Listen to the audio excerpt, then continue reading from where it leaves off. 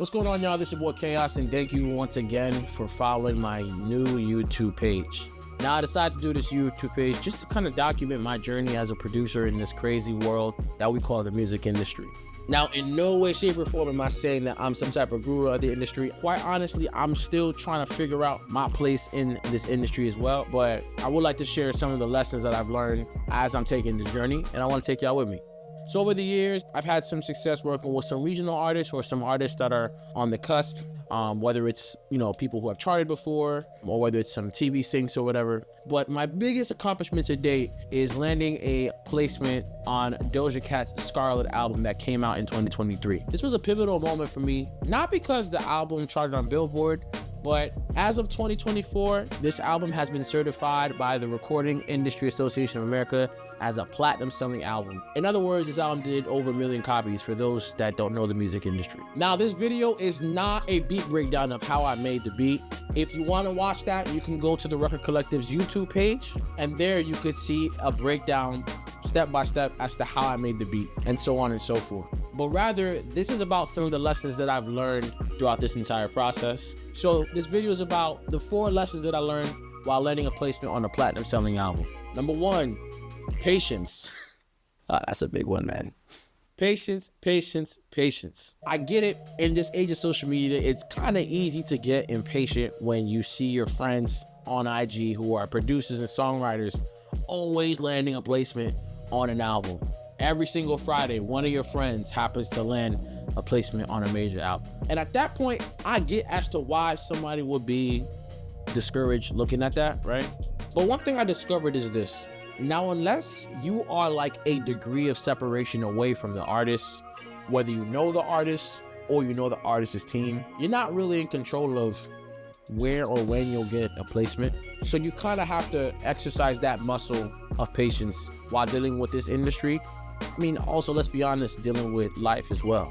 There's no mastery level when it comes to patience. You don't graduate from a school of patience. So you might as well continue to flex that muscle as much as you can. And that's gonna lead me to my next point, fortitude. The honest truth is about placements is that they're never really a guarantee.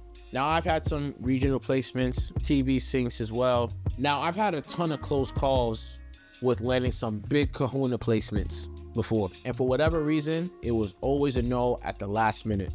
I'm not gonna get into the artist per se, because obviously it didn't come to fruition, so I'm not gonna talk about it. But this was a big lesson for me because I had to get used to hearing the word no or stuff not working out in my favor.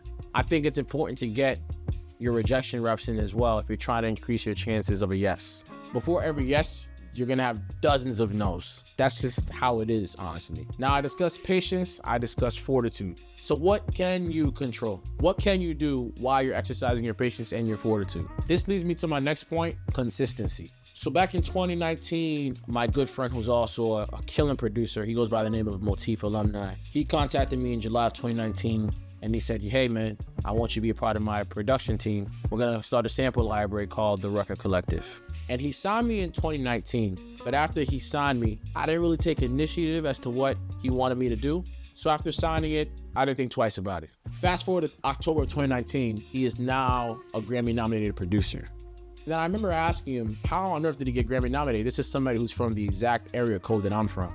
And he told me he just kept on sending samples in all the time. He kept sending in ideas. One of those ideas happened to fall into the lap of legendary hip hop producer DJ Premier. And that's how he ended up on a Grammy nominated album. Still at that point, I still didn't budge. I was happy for him, but it still didn't really hit me. Then we fast forward into January of 2020, and he calls me again and says, hey man, are you gonna drop a sample pack? Are you gonna do it or not? And I said, you know what? I'm gonna do it. Now, I still didn't think I was gonna do it, but then a few weeks after that, the whole world is impacted by COVID-19. So we're forced to kind of stay inside and not go out. At this point, I kind of decided, you know what? I have nothing to lose and everything to gain, so why not just do this? So from 2020 to 2024, I legit just locked in for those 4 years. And 4 years later, I have 9 sample packs under the Record Collective. Now, there were moments where I got distracted and I got discouraged. And one of the things Motif and Cass said to me was, bro, you gotta stay consistent. You gotta stay consistent. I know there's a phrase out there that says, fortune favors the bold. I kind of want to remix that and say, fortune favors the consistent. to be honest. I said this during the sample breakdown in the Record Collective video, and I said it in my previous points. You're not really in control of where things land, but what you can control is your activity and your productivity. So you might as well just continue to be consistent and still planting your seeds regardless of where one it'll harvest, right? Which leads me to my next point, accountability. So I'm super thankful for my time at the Record Collective, simply for the fact that I've never been a part of a production collective where we all had one goal in mind, and that was just to literally show the world what we can do with our music. The benefit of that is I also have people to answer to, so they kind of knew my desires to get placements, and with me disclosing that came a plan on their end to make sure that my desires come to fruition.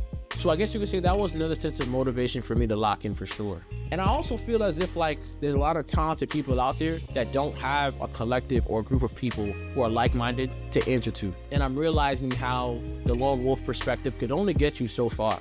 There's a phrase that I also heard that says, if you want to go fast, go by yourself, but if you want to go far, you go together. So it's cool to have a collective of individuals who are on the same type of time as you, because they'll keep you sharp, they'll keep you focused, and they'll keep you locked in when you get discouraged, especially when you want to feel like you want to throw in the towel, right? So there you have it, guys. Those are the 4 lessons that I've learned while landing a placement on a platinum selling album. Again, I hope this has been helpful for a lot of people who are on the same journey as me. In the comment section below, I'd like to hear your stories as producers or songwriters. What are some lessons that you've learned during your journey?